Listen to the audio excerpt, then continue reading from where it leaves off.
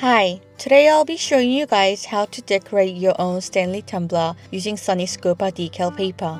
Since tumblers go through a lot of washing, I'm going to show you a suitable product and how to make the decal extra strong for frequent washes. The product I'll be using is Hi-Adhe Decal paper.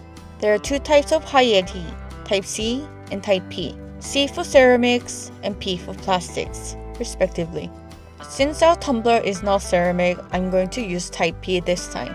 Hi-Adhe does not require mirroring, so just print out the image as is.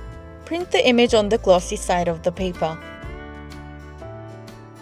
To strengthen the decal, I'm going to apply the magic spray.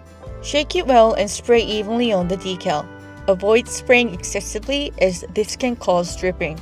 The smell is a little strong, so we recommend spraying outdoors. On the manual, it says that the transfer can be done once the magic spray dries and is no longer sticky. But since we will be heat treating afterwards, we will let it dry for 24 hours before continuing. Once the decal is fully dry, you can cut out the image. The edges might be slightly noticeable if you don't cut perfectly. Immerse in warm water. Apply on the tumbler. Make sure the printed side is facing up and slide out the backing from underneath. Squeegee out the excess moisture and bubbles.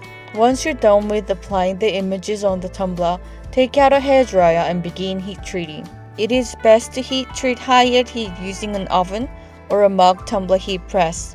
But I wanted to show you guys that you can decorate your own tumbler simply using things at home. Put on gloves to protect your hands from burns.